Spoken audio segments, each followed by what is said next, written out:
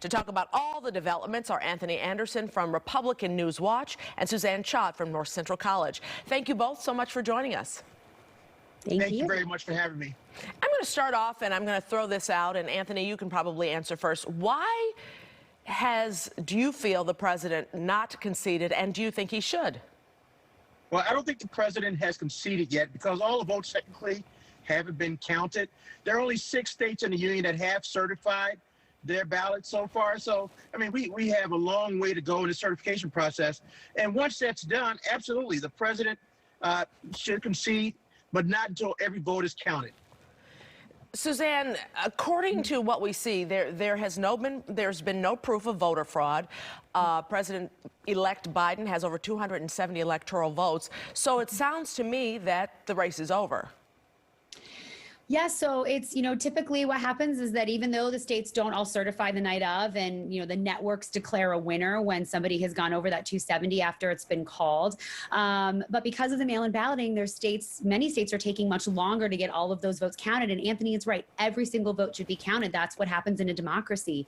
The issue is that of the states that are that have not been certified, but they're still counting ballots, there's very little chance, if any, that that it will go any differently. And so at this point, why I see why Donald Trump has not conceded by not allowing President-elect Biden and Vice President-elect Kamala Harris to move through the transition and get briefings and have access to agencies and funds, it delays that transition of power. That's where my concern is.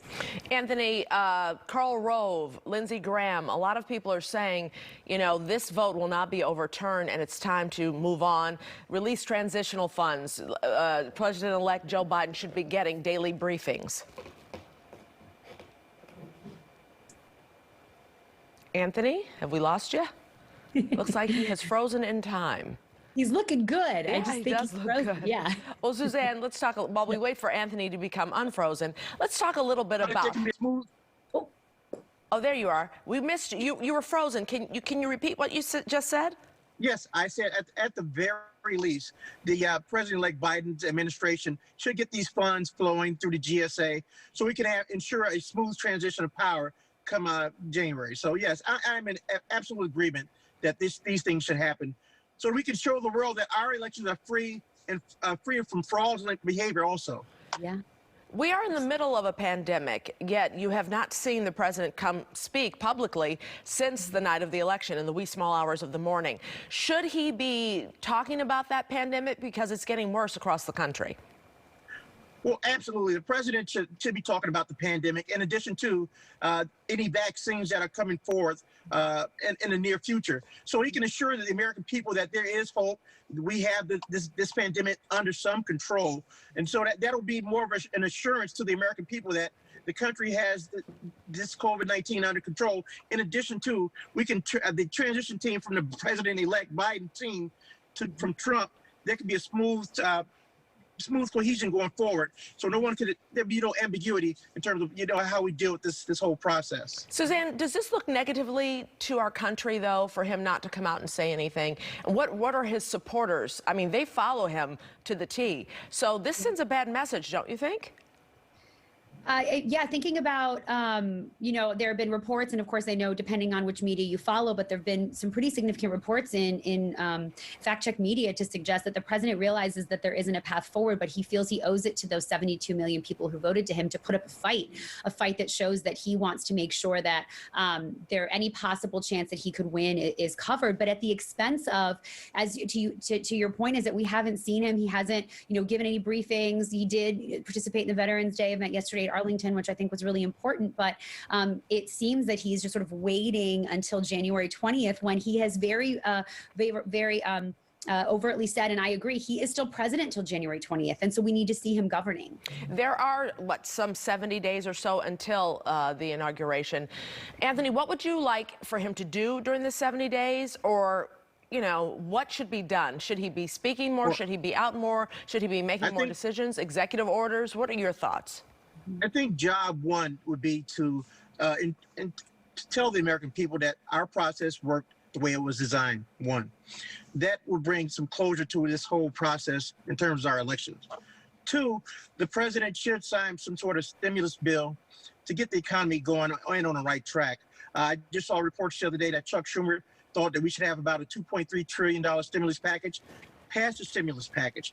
And in addition to that, if we have to beef up our COVID response to certain areas or provide more testing, let's do that for the states. Therefore, the people will see that, hey, listen, the United States is still the United States, the most powerful country on the planet, and we are in charge. We are in charge, and there's going to be a seamless transition of power from one to the other. I think the world needs to see that, especially during these times. Suzanne, there's word that he may be pardoning a lot of people, including Jared Kushner's father. His son-in-law and Jared Kushner's father, we know, is in prison. There are words that that he could be doing a lot of that during this time. Yeah, so, some of us after the race was called, we were saying that we expected President Trump to start reorganizing and maybe firing within his cabinet and then issuing some pardons. And we've already seen that this is definitely happening with some of the changes in the Department of Defense. And so that seems to be coming true. We know that the president has used pardons before, and not unlike other presidents who've pardoned at the end of their presidencies. I think the thing to watch out for is pardons of his allies, pardons of those who have been close to him, which we've already seen him do with Roger Stone. And so it wouldn't surprise me if we see a series of pardons just based on his behavior previously and his use of them before. Anthony, as a Republican, what would you like to see Joe Biden do in his presidency moving forward or initially? Well, even moving forward or initially, I would hope that the Biden administration would reach out to certain Republicans, because there is a difference. I mean, he has to recognize that there are 73 million people that did not vote for him. And so he has to reach across that aisle and bridge that gap to say, listen, you may have not voted for me, but I am your president. And so I understand that you have some concerns, whether it be in education, whether it be in the military. And so let's reach out and let's see if we can agree on some things. I mean, even if they can come together on the 80% of the stuff that they do agree with, let's at least agree to say, hey, listen, put some of these partisan fights aside, especially the fights that we've seen, the divisive fights that we've seen over the past 4 years. And let's see if we can work on some of the issues and problems that face this country today. That's what the American people are looking for today. And Suzanne, we could rewind back 4 years ago of a lot of people saying that about Donald Trump. Yeah, it does. I'm nodding to what Anthony said because it sounds great. We say when a new president comes in, we want them to reach across the aisle. We want bipartisanship. We want compromise. Joe Biden has talked about being a transitional leader and a healer. And I think those words are meaningful if our system of government actually allowed for that. We know that the parties are so far apart. Mitch McConnell has no interest in helping pass any of going to be President Biden's agenda, especially if the Republicans hold the Senate. Of course, he'd be in charge of that. And so even if Biden does what he does, which is to try to capitalize on existing relationships and build new ones, there's very little ground for that given our deeply polarized politics right now. And so it's a definite uphill battle for sure. And we do have 2 elections in Georgia that are going to be runoff elections January 5th that could decide whether the Senate is equally split down the middle, giving Vice President-elect Kamala Harris the final word. What are your thoughts on that, Anthony?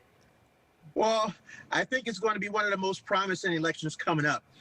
However, I am sort of hesitant about what I've been hearing in the news and in the media about certain politicians actually moving to the state of Georgia in order to establish some sort of residency so they can vote in the elections. It's like, come on, guys. It doesn't look good on its face that we have politicians who ran for president stating that they want to move to Georgia just to vote in an election. But hopefully things will come to pass and they'll get things together in Georgia. But that is the big balance of power now in Georgia. With those 2 seats, if they go Democrat, there'll be a definite change in policy come January 20th. That's for sure. Yeah, Suzanne?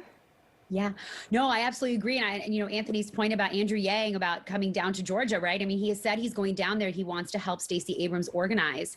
I don't know if I think it's more about that than it would be about voting for him, although if he established voting for Warnock and Ossoff, although if he established residency, he could. This runoff, we're not likely to see it split. We're likely to see, one of the 2 of the same party win or 2 of the other party win. And that balance of the Senate is critical. And while there are people who are very concerned about a unified government, so Congress and the president being controlled by the same party. When it's not controlled by the same party, we see an excessive, sometimes, use of executive orders. We've seen that across the last two presidencies. And so neither one of those may be the ideal situation, which takes us back to the previous point about the two parties can't get along to get anything done together. Exactly. Suzanne Schott, Anthony Anderson, thank you both for joining us.